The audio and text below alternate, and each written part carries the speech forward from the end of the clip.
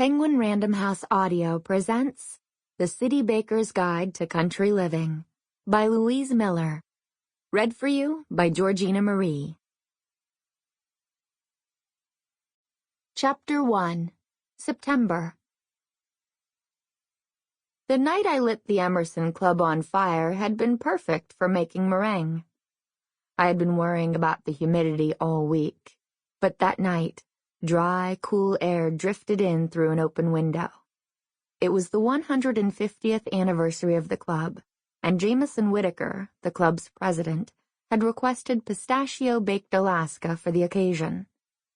Since he asked while he was still lying on top of me, under the Italian linen sheets of bedroom 8, I agreed to it, even though I was fairly certain that baked Alaska would not have been on the menu in 1873. But Jamie was a sucker for a spectacle, and his favorite thing on earth was pistachio ice cream, which his wife wouldn't let him eat at home. I added sugar to the egg whites, a spoonful at a time. As they whipped up into a glossy cloud of white, I leaned a soft hip against my butcher block work table and surveyed the kitchen. Now, I've wielded my rolling pin in trendy city restaurants, macrobiotic catering companies, and hotels both grand and not so grand. You would think a Boston Brahmin private club like the Emerson, with its dim lights, starched linen, and brass-studded leather chairs, would have a deluxe kitchen. But no matter what the dining room, or what we in the business call the front of the house, looks like, even if we're talking duct-tape naugahyde benches hugging tin-rimmed Formica tables, the back of the house, the kitchen, is always the same. A sea of stainless steel. Tables, bowls, freezer all gleaming in a cold gray. Whisks and spoons hanging in orderly rows.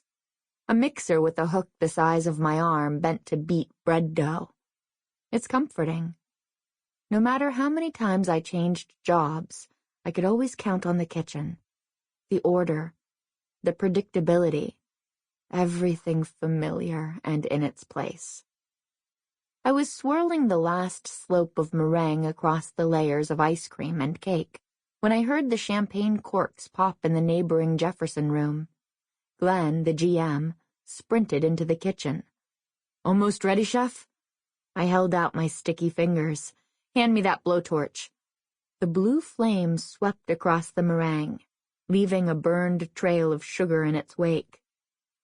A swell of baritone voices thundered through the swinging door, pounding the Emerson Club anthem into the kitchen.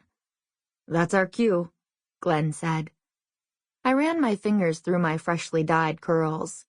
I had gone with purple this week. Manic Panic Electric Amethyst, to be exact.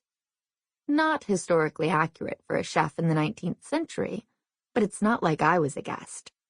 With my thumb across the lip of the bottle, I doused the confection with 150 proof rum and hoisted up the tray.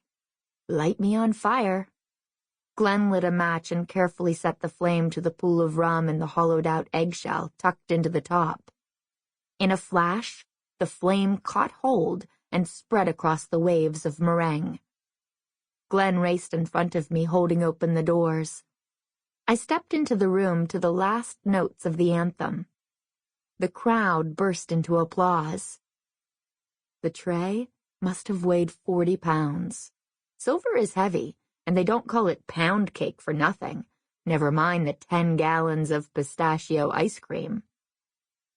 But I stretched my mouth wide into a smile and walked about the room, squeezing between the closely set tables and standing with the members as they snapped pictures. The flames were dying down, but not quite out. Jamie stood at the back of the room, by the floor-length windows, his arm wrapped tightly around his wife's waist. Their children were by their side, miniatures of their parents, one in a dark suit, the other in a crinoline dress. A light sweat broke out across my brow. How strange that the flames were getting smaller, but I was growing hotter by the second. The room was crowded. Members were packed in small groups on every Sample complete. Ready to continue?